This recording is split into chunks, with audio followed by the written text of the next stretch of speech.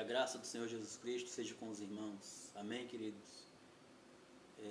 Mais uma vez estamos aqui para transmitir uma porção da Palavra de Deus aos vossos corações. Antes eu convido vocês a curtirem o canal Maravilhosa Graça e se inscreverem caso não sejam inscritos. E também compartilhem as mensagens para que a Palavra de Deus ela seja divulgada através deste canal Maravilhosa Graça.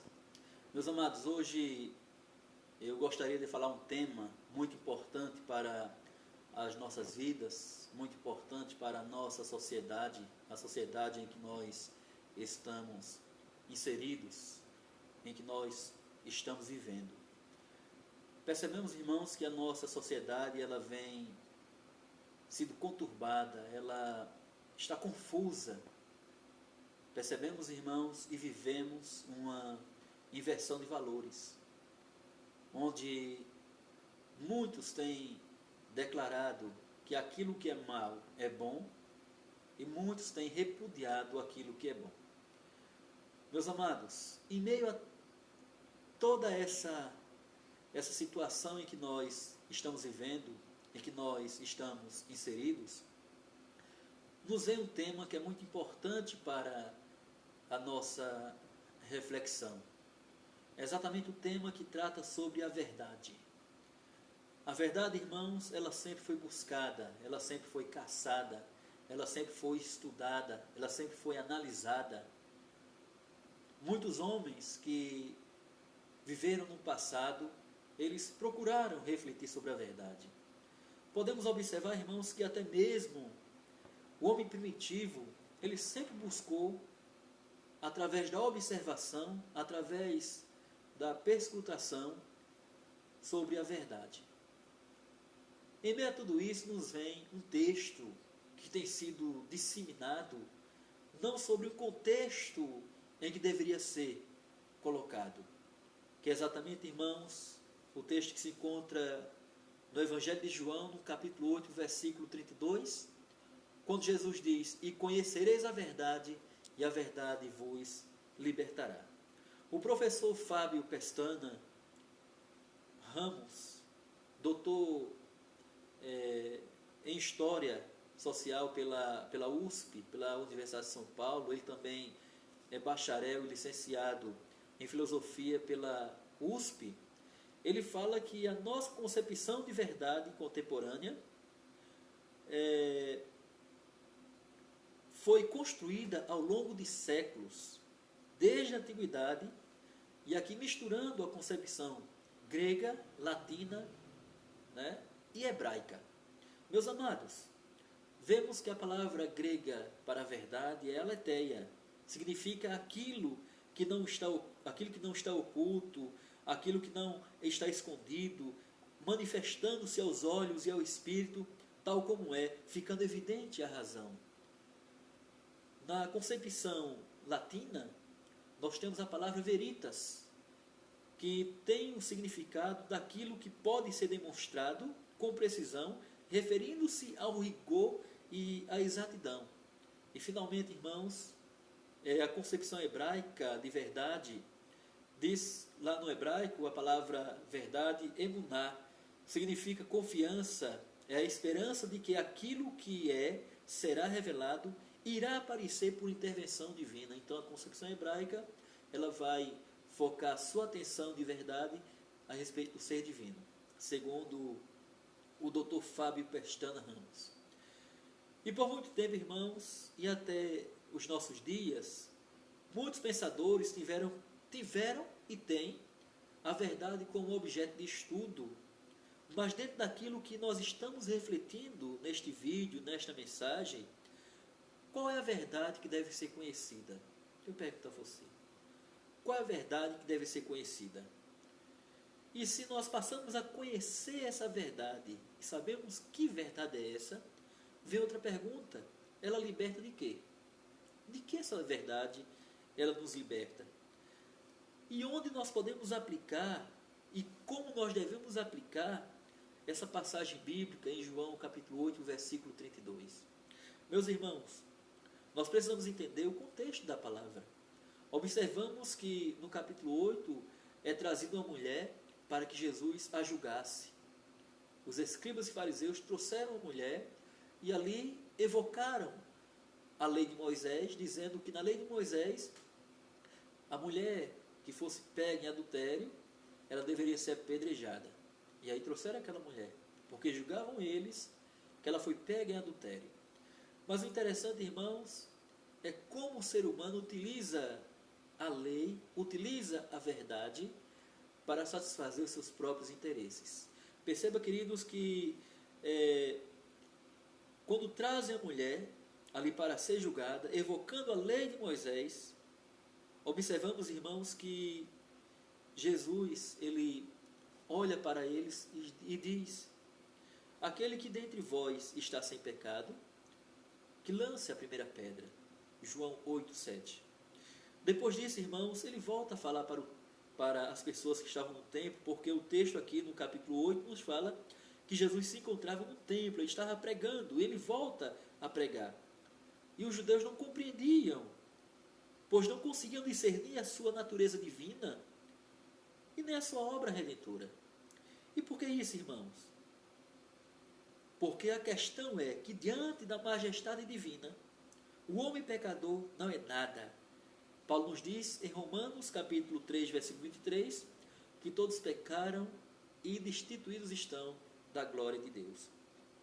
O homem pecador, meus amados, não consegue compreender a palavra de Deus, pois está morto em seus delitos e pecados, conforme Paulo fala em Efésios capítulo 2, versículo 1, e somente uma ação divina pode trazê-lo novamente à vida.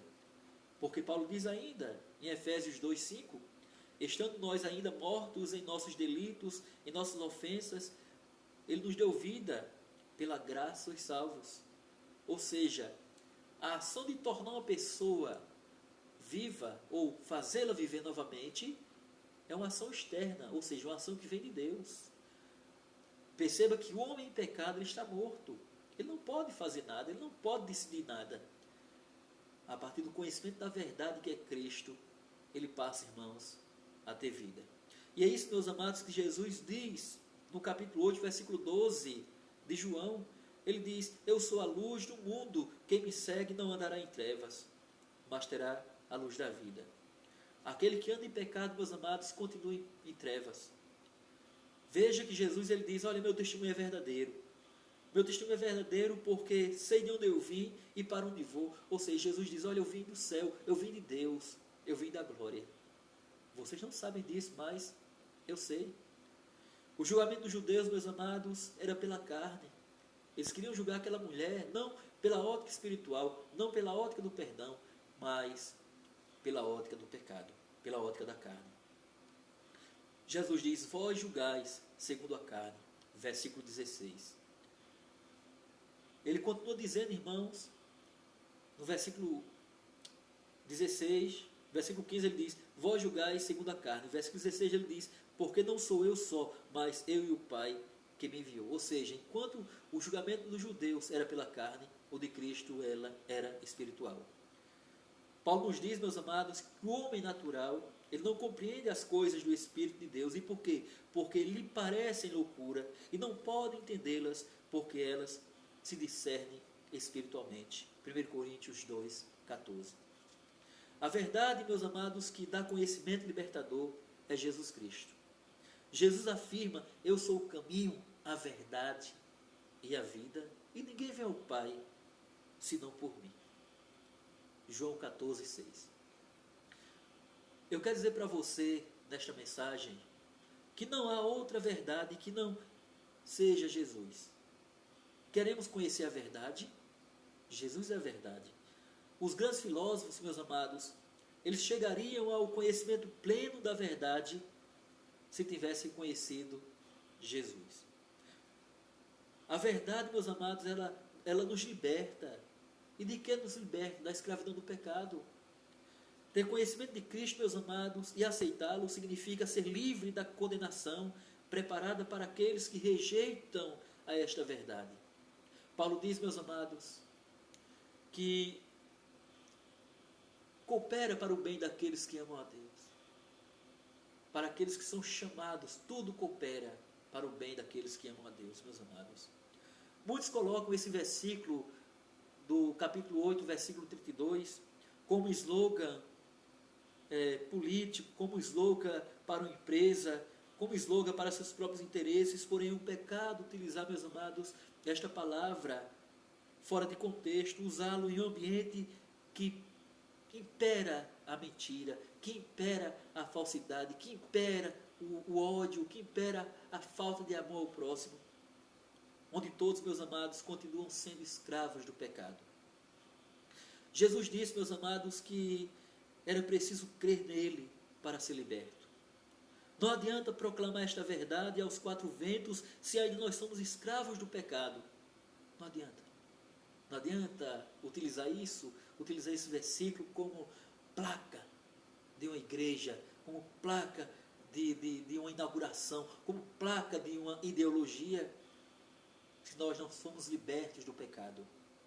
Se nossos corações não amam, se nosso coração não tem amor pelo nosso próximo, se olhamos para o nosso próximo com olhar de desprezo, com olhar de desdém, com olhar de repúdio, com olhar de nojo, com olhar de... Então, meus amados, só podemos de fato amar o próximo se nós amamos a Cristo. Não adianta dizer, eu amo a Deus, eu sou religioso. Se nosso coração ele não ama realmente, se nosso coração ele não procura ver o bem do nosso próximo, se nós não apontamos o caminho da verdade, que é Cristo, para o nosso próximo, não adianta proclamar esta verdade para o nosso próprio interesse. O contexto aqui, meus amados, não é outro, senão a libertação do pecado. Jesus diz, em verdade vos digo, que todo aquele que comete pecado é servo do pecado. Ora, o servo não fica para sempre em casa, o filho fica para sempre. Ele diz ainda, completando aqui, se pois o filho vos libertar, verdadeiramente sereis livres. Veja que Jesus é quem liberta, não é outra coisa. Aqui em João 8, 34, 36, ele finda aqui, se pois o filho vos libertar, verdadeiramente sereis livres. Finalmente, queridos irmãos, Jesus ele mostra neste capítulo que para sermos chamados e reconhecidos filhos de Deus, nós precisamos observar alguns padrões dos filhos de Deus. Muitas pessoas dizem, eu sou filho de Deus, meu pai é Deus. Os fariseus, os escribas, os judeus em si, nesse mesmo texto disseram, olha, nosso pai é Deus. Jesus diz, olha, vocês fazem, na verdade, o vosso pai é o diabo. Por quê? Porque o diabo ele é pai da mentira, o diabo ele sempre se desviou da verdade, o diabo ele sempre se afastou de Deus, e vocês estão fazendo a mesma coisa. Vocês estão usando de mentira, usando de falsidade, vocês estão odiando o próximo em nome de Deus. Jesus diz, vocês não são filhos de Deus. Ele fala no capítulo 8, irmãos. Veja que há um padrão para sermos chamados filhos de Deus. Veja o peso dessa palavra, eu sou cristão. Ou seja, eu pertenço a Cristo, eu sigo a Cristo, eu sirvo a Cristo. O pastor Hernandes Lopes, em seu comentário expositivo do Evangelho de João, ele fala que a verdadeira filiação implica a correta imitação. Imitar quem, queridos irmãos? Capítulo 8, versículo 37 a 40, nos mostra que nós devemos imitar Cristo. Em que sentido, irmãos, nós imitamos Cristo? Amando a Deus e amando ao nosso próximo. Jesus fazia isso. Paulo chega a dizer, vocês devem ser meus imitadores como eu sou de Cristo. Paulo diz isso, irmãos, porque ele realmente sabia o que estava dizendo. Ele realmente imitava Jesus. Segunda coisa, queridos, é que os verdadeiros filhos de Deus amam a Jesus.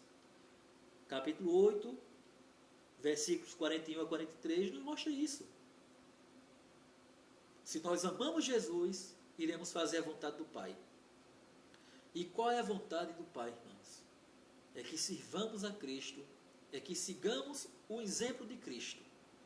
Então, olhar para o pobre, olhar para o necessitado, olhar para o carente, olhar para o doente, olhar, meus amados, não com um olhar de desprezo, mas olhar com um olhar de compaixão, olhar com um olhar de amor, olhar como Cristo olhava, amar como Cristo amava, abraçar como Cristo abraçava. E terceira e última verdade que é falada aqui no comentário do pastor Hernandes é que os verdadeiros filhos de Deus ouvem as palavras de Deus. Perceba no capítulo 8, versículo 44 ao 47, nos mostra isso. Que os verdadeiros filhos de Deus, eles ouvem as palavras de Deus, irmãos. Não adianta dizer, eu sou filho de Deus, não ouvir a palavra de Deus. Então que possamos ouvir a palavra de Deus, que possamos, queridos, ouvir Deus falando aos nossos corações, que possamos assim receber de Deus aquilo que é devido, irmãos.